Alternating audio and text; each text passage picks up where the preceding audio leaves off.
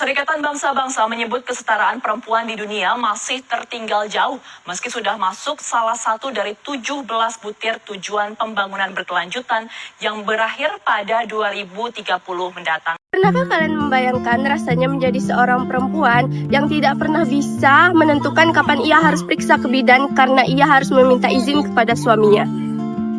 Di balik hakikatnya pelayanan kesehatan yang harusnya adil untuk semua, nyatanya perempuan masih mengalami ketimpangan dalam mendapatkan haknya, terutama dalam pelayanan kebidanan. Video ini akan mengajak kita menelusuri bagaimana kajian Kemenak sangat penting dalam pelayanan kebidanan dan apa dampak ketidaksetaraan sosial terhadap kesehatan perempuan. Gender bukan cuma tentang laki-laki atau perempuan, tapi tentang peran, tanggung jawab, dan harapan sosial yang dibentuk terhadap keduanya. Dan sayangnya, sistem itu seringkali membuat perempuan lebih rentan. Dalam konteks kebidanan, ini terlihat dari siapa yang boleh membuat keputusan tentang tubuh perempuan sendiri.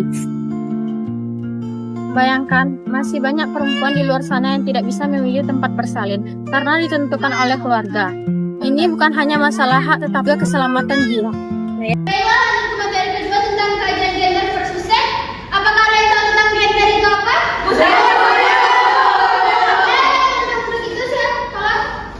Baik Bu, saya dapat menyimpulkan sendiri kalau gender itu peran dan harapan sosial yang dibentuk masyarakat. Apakah ada yang lain yang ingin menambahkan? Ya, silakan. Dan seringkali perempuan harus tunduk pada sistem itu bahkan dalam kondisi keputusan medisnya. Benar sekali. Tepuk tangan untuk teman-teman. Benar sekali apa yang disampaikan oleh teman-teman kita. Dapat disimpulkan bahwa gender itu dalam pelayanan kebidanan siapa yang punya kuasa membuat keputusan bisa jadi tentu keselamatan jiwa. Apakah paham? Banyak budaya masih menempatkan perempuan sebagai pihak yang harus tunduk termasuk dalam hal kesehatan. Padahal dalam kondisi darurat obstetri, pengambilan keputusan yang terlambat dapat menyebabkan hal yang fatal. Ketidaksetaraan ini dipengaruhi oleh rendahnya pendidikan, kemiskinan, dan informasi yang berujung pada kesehatan ibu. Dari hasil musyawarah, perempuan harus menunggu izin dari suami jika ingin berobat. Tapi Bu, dari kondisi darurat seperti ini, keterlambatan bisa berakibat fatal. Iya, benar. Kami perlu edukasi banyak yang belum tahu bahayanya menunda kesehatan. Kita bisa mulai diskusi seperti ini dari masyarakat sendiri. Kita masih banyak mendengar kasus perempuan ditolak di puskesmas karena tidak membawa buku KIA atau dimarahi karena tidak datang dengan suaminya. Di sisi lain, perempuan dengan HIV disabilitas atau dari suku tertentu kadang dilakukan tidak adil oleh tenaga kesehatan.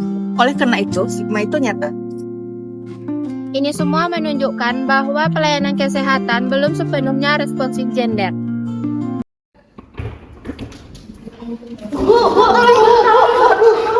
Maaf Bu, suaminya mana? Ibu harus ditemani suami untuk daftar.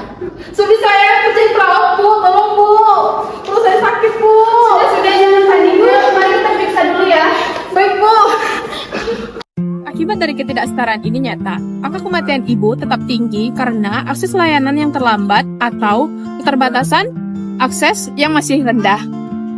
Gizi buruk saat hamil, kehamilan yang tidak diinginkan, kurangnya pemahaman mengenai kontrasepsi. Semua itu bisa diatasi jika perempuan mendapatkan pelayanan yang baik dan aman. Baiklah teman-teman, salah satu penyebab akid ini adalah karena keterlambatan rujukan, karena keputusan tidak bisa diambil cepat. Baiklah, selanjutnya gizi buruk saat hamil juga tinggi karena ibu nggak bisa mengakses layanan tepat waktu.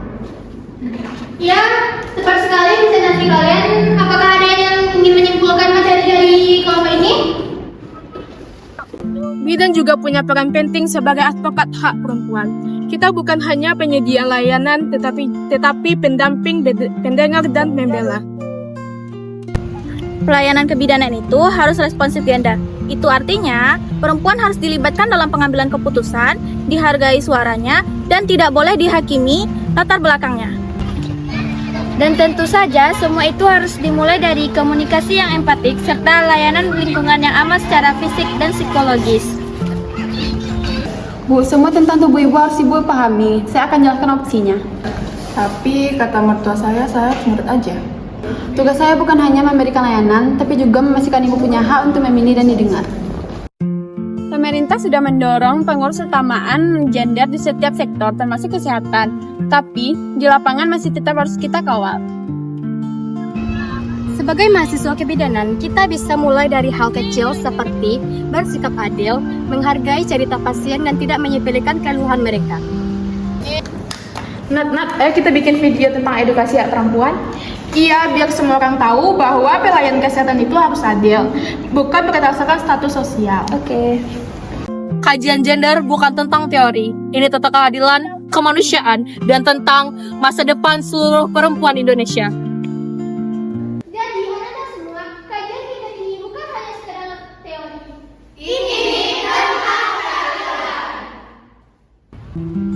Ayo jadi bidan yang berpihak pada hak perempuan, karena pelayanan kebidanan yang adil adalah hak semua ibu. Film ini diperuntukkan untuk seluruh pejuang kesehatan perempuan di seluruh Indonesia. Kami dari kelompok 1 Kebidanan 1C, saya Dewi, Saya Flora, Saya Neza. saya Aisyah, saya Adel, saya Mila, Saya Abel. saya Fresya, saya Angel, saya Alia, saya Mona, saya Nadia, saya Lindi, saya Cahaya, saya Jelita, saya Nisa. saya Vidya, saya Bella, Saya Mulia.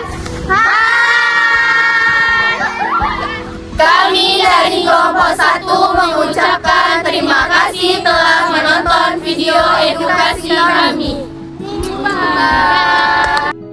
Wahai perempuan Indonesia, dalam alunan langkahmu yang lembut, tersimpan kekuatan semesta. Dalam senyummu, tumbuh harapan. Dan dalam suaramu, dunia bisa berubah. Kesetaraan bukanlah tentang siapa yang memimpin, tetapi tentang siapa yang diberi ruang untuk berdiri sejajar. Perempuan bukan pelengkap cerita. Ia adalah penulis narasi, penentu arah, penjaga kehidupan yang tak pernah lelah. Kita tidak meminta keistimewaan. Kita hanya menuntut keadilan. Hak untuk bermimpi setinggi langit. Hak untuk berkata tidak. Hak untuk didengar, dihargai, dan dipercaya. Perempuan Indonesia telah lama menjadi cahaya yang menyinari keluarga, masyarakat, dan bangsa, meski kadang tersembunyi di balik bayang. Kini, waktunya melangkah keluar dari bayang-bayang dan berdiri di tempat yang terang. Dengan kepala tegak dan hati lapang. Mari kita saling menggandeng tangan, bukan saling menjatuhkan, karena perubahan takkan lahir dari diam, tapi dari suara-suara kecil yang tak pernah padam. Untukmu, perempuan Indonesia, kau bukan setengah dari dunia, kau adalah dunia itu sendiri.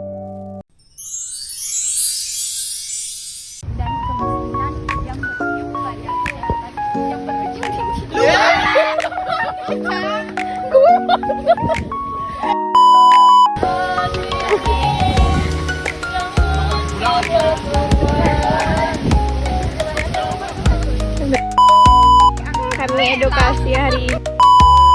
Banyak budaya masih sangat. Budaya. Masih rekaman ya guys di Masjid Raya. Kami lagi membuat video tugas.